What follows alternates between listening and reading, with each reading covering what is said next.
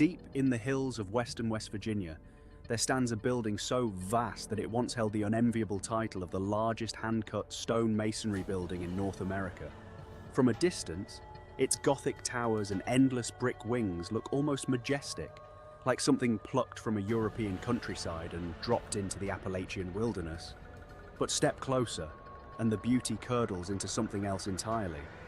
This is the Trans-Allegheny Lunatic Asylum, and for over a century, it swallowed thousands of souls whole. It opened its doors in 1864, designed to house 250 patients in a progressive model of care, built on the belief that sunlight, fresh air, and dignity could heal the mind.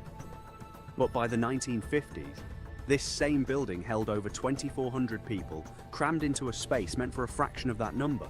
Hallways became bedrooms, sunrooms became wards, dignity became a memory. And in that overcrowding, the asylum's true horror was born. Not ghosts, not yet, but the desperate, brutal reality of a system that had completely lost control. Patients were admitted here for reasons that would sound absurd today. Grief, menopause, epilepsy, laziness. A woman could be committed by her own husband simply for disagreeing with him too often. Once inside, the label of insane was almost impossible to shed, and the treatments that followed were, in many cases, worse than any illness that brought them there. Doctors performed thousands of lobotomies within these walls, some so crude they were done with an instrument resembling an ice pick, driven through the eye socket in a matter of minutes. Electroshock therapy ran through patients with no anesthesia and no restraint beyond the hands that held them down. Hydrotherapy meant being submerged in freezing or scalding water for hours, wrapped so tightly in wet sheets that some patients could not move at all, left that way until their skin blistered or their mind simply broke further. The asylum called this care. The patients who survived it called it something else, though most were never in a state to call it anything. By the time the state finally closed the facility in 1994, the building had absorbed over 130 years of suffering into its stone. Cemeteries around the property held graves marked only with numbers, because so many patients died unclaimed, unnamed, forgotten even in death. Some estimates place the number of dead who passed through this institution in the thousands. It is into this history that Elena Marsh walked one October evening, 11 years after the asylum reopened its doors as a museum and paranormal tourist site. Elena was not a believer. She was a photographer hired by a small production company to capture promotional images for an upcoming overnight ghost tour package. She'd been inside dozens of supposedly haunted locations before: a decommissioned prison, an old plantation house, a hotel with a reputation for elevator doors that opened on their own. Every time, she'd found nothing but old buildings with bad wiring and worse plumbing. She expected the same here. Her guide for the evening was a caretaker named Thomas Reyes, a heavy-set man in his 50s, who'd worked at the asylum for over a decade, first during its brief stint as a working hospital annex and later as a night security guard once the tours began. He walked with the loose, unbothered gait of a man who had long since stopped flinching at strange sounds. Most of what people report is nothing, Thomas told her as he unlocked the massive front doors, the hinges groaning with a sound that seemed almost theatrical. Old pipes settling, wind through broken windows, people come in here wanting to be scared so they find what they're looking for. And the rest? Elena asked, shouldering her camera bag. Thomas paused at that just long enough for Elena to notice. The rest, I don't have an explanation for. They began on the first floor, in what had once been the administrative wing.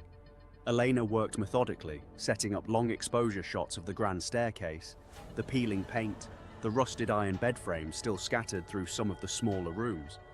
The building was cold in a way that had nothing to do with the season, a damp, stone-deep cold that seemed to live in the walls themselves. It was on the second floor, in the old male wing, that Elena first felt it, a pressure at the back of her neck, like someone standing close enough to breathe against her skin. She turned, camera still raised, and found only an empty hallway stretching into darkness, door frames without doors lining either side like ribs. "You feel that?" she asked Thomas. He nodded slowly. "Ward 4, yeah, most people do." They pressed on, moving through room after room of institutional decay, chipped tile, exposed pipe, walls scarred with decades of graffiti left by trespassers before the museum's founding. Elena captured image after image, and in the back of several frames, she began noticing something odd. Faint discolorations in the air, like heat shimmer, though the building held no heat at all. By the time they reached the 4th floor, the section informally known among staff as the geriatric wing, the temperature had dropped further still. Thomas grew quieter here, his easy confidence thinning at the edges. This is where the older patients were kept, he said. Toward the end, when overcrowding got bad, this floor held nearly triple what it was built for. A lot of people died up here. Old age, mostly. Neglect, if I'm being honest. Elena set up her tripod in a long dormitory room, rows of rusted bed frames still bolted to the floor, their mattresses long since removed or rotted away. As she adjusted her settings, she heard it. A soft, wet cough coming from somewhere near the far end of the room. "Was that you?" she asked, not looking up. "No," Thomas said, and his voice had lost all its earlier looseness. The cough came again, closer this time, followed by the unmistakable creak of old bed springs compressing under weight, though every bed frame in the room stood empty, their frames bare and rusted. Elena's camera, still recording, caught the temperature readout on her secondary monitor plummet nearly 15 degrees in the span of a few seconds. She lifted her eyes from the screen and found Thomas backing slowly toward the doorway, his flashlight beam trembling across the empty beds. "We should move," he said. They moved. Down the hallway, back toward the central staircase, Elena's camera still slung around her neck, still recording, capturing the empty corridor stretching behind them. It wasn't until they reached the stairwell landing that she noticed something in the frame that made her stomach drop, reflected faintly in the glass of an old window at the end of the hall behind them, a shape. Tall, thin, hunched at the shoulders in the particular way that spoke of decades spent curled in a narrow bed. It was gone by the time she turned to look directly, but the camera had caught it, holding steady in the reflection for nearly 4 full seconds before dissolving into the dark. "Thomas," she said quietly, "I think we need to see this footage." They didn't stop to review it there. They made their way down through the building in near silence, Thomas's flashlight sweeping corners a little too quickly now, Elena's camera still capturing everything, the hallways behind them stretching into a blackness that seemed to swallow the beam of light, rather than simply resist it. On the ground floor, near what had once been the asylum's chapel, Elena felt the pressure return. Not behind her this time, but directly ahead, as though something stood in the doorway of the chapel itself, watching them approach.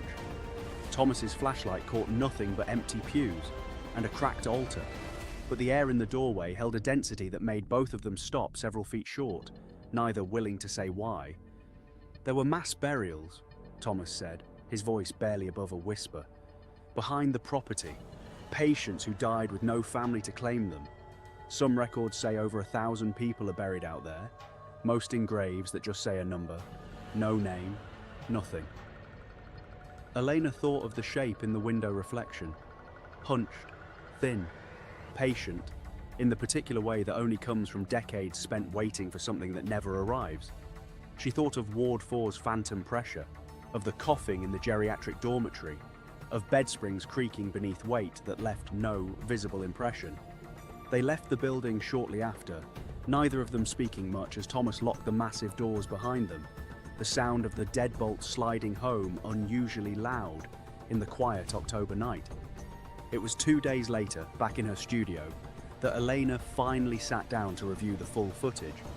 The reflection in the window came through clearly on her monitor, frame by frame, a shape too solid to be a trick of light, too deliberate in its stillness to be anything but aware of the camera trained upon it. She slowed the footage down further, watching the shape's head tilt, ever so slightly, in what could only be described as acknowledgement. She never went back to the asylum. The photographs she'd taken were used in the tour company's promotional material, cropped carefully to avoid the window reflection entirely, filed away in a folder Elena rarely opened again. But sometimes, late at night, working alone in her studio, she would feel that same pressure return to the back of her neck. Faint, familiar, patient, as though something from those cold stone halls had decided that 4 seconds of acknowledgement through a pane of glass was simply not enough and had followed her home to finish the conversation it never got to have. The Trans-Allegheny Lunatic Asylum still stands today, its tours still running, its walls still holding whatever remains of the thousands who lived and died within them. And every year, more visitors walk through those doors, expecting nothing more than old stone and older stories, only to leave with a photograph, a recording, a memory of a cold spot that followed them just a little too closely down an empty hall.